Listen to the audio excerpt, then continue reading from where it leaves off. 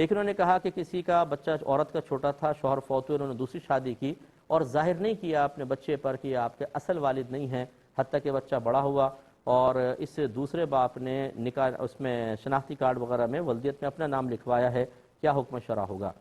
دیکھیں بچوں کو بتا دینا چاہیے، ہم ہمیشہ یہ کہتے ہیں کہ بعد میں کبھی ان چیزوں کا انکشاف ہوتا ہے تو بہت زیادہ شوق ہو جاتے ہیں بچے اور ان کو تکلیف ہوتی ہے۔ یہ مسئلہ ضرور ہے کہ اگر اصل باپ نہیں ہے اور ڈاکومنٹس میں باپ کا نام لکھوانا ہے تو نسب بدلنے کی نیت نہ ہو، صرف ان قانونی پیچیدگیوں سے بچنے کی نیت سے باپ کے خانے میں غیر باپ اپنا نام لکھوا سکتا ہے، اور اس کی نسب بدلنے کی نیت نہیں ہے۔ اس کی ظاہری علامت یہ ہوگی کہ پھر سب معاشرے میں معروف کر دے بھی یہ میرا بیٹا نہیں ہے، ہم نے مجبوراً والد صاحب کے خانے میں اپنا نام لکھوایا، ورنہ اصل والد کو ڈھونڈنا پڑتا، وہ نہیں آتا تو اس کے ڈاکومنٹس نہ بن پاتے۔ یہ بات معروف کر دیں تو پھر اس کے اندر غیر باپ کا نام لکھوانے میں بھی کوئی حرج نہیں ہے۔ یہ کہتی ہیں کہ بیڈ کی جو چوڑی پٹی ہوتی ہے، پائے نہیں بلکہ چوڑی پٹی کے سامنے کھڑے ہو کے کوئی نماز پڑھ رہا ہو تو کیا یہ ستر کا کام دے گی کہ نہیں دے گی؟ دیکھیں اس میں علماء یہ فرماتے ہیں کہ یا تو بالکل سامنے سترا ہو اس طرح، یعنی اس کی پٹی کے سامنے پائے کے سامنے پڑھیں، یہ سب سے بیسٹ ہے۔ لیکن اگر کوئی ایسی چیز ہے کہ اس میں یہ پٹی ہے اور سائیڈ میں پائے ہیں اور وہ پٹی تھوڑی سی اٹھی ہوئی ہے زمین سے، تو یہ بھی سترے کا کام دے سکتی ہے، ان پایوں کا اعتبار کیا جائے گا۔ جیسے مساجد میں اگر آپ دیکھیں بہت سی ایسے ہوتے ہیں کہ پائے سائیڈ میں لگے ہوتے ہیں اور بیچ میں ایک پتلی سی پٹی لگی ہوتی ہے اور اس کے پیچھے لوگ نماز پڑھ رہے ہوتے ہیں، سامنے سے لوگ گزر رہے ہوتے ہیں، تو گنجائش نکلے گی، لیکن افضل اور اولیٰ یہ ہے کہ پائے کے سامنے ہی نماز پڑھی جائے تاکہ کوئی ڈاؤٹ نہ رہے۔ یہ کہتے ہیں کسی نے یہ منت مانی کہ اگر میرا فلاں کام ہو گیا تو حرم میں جا کر نوافل ادا کروں گی، اب ان کا کام ہو گیا تو کیا حرم میں جا کے نوافل پڑھنے ہیں یا گھر پہ پڑھ سکتی ہیں؟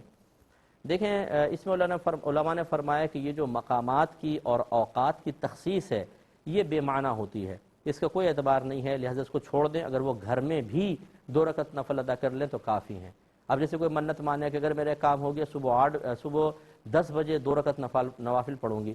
تو یہ 10 بجے کی کوئی قید نہیں ہے، کسی ٹائم بھی جو مکروہ وقت نہ ہو نوافل پڑھ سکتی ہیں، منت پوری ہو جائے گی، ایسے یہ ہے۔ ایک انہوں نے کہا کہ ایک شوہر نے اپنی بیوی سے کہا کہ میں اپنی طرف سے رشتہ ختم کر رہا ہوں، یہ ختم کر دیا ہے،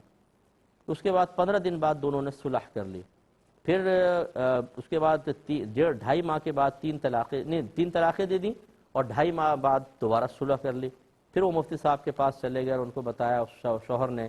یعنی سب کو تو یہ کہتا رہا میں نے 3 طلاقیں دی ہیں، لیکن صلح کے بعد مفتی صاحب کے پاس جا کے کہتا ہے میں نے 2 طلاقیں دی ہیں۔ مفتی صاحب نے کہا کہ آپ رجوع کر سکتے ہیں، اور مفتی صاحب کو یہ نہیں بتایا کہ پہلے 1 طلاق دے چکا ہوں تو کیا حکم شرع ہوگا؟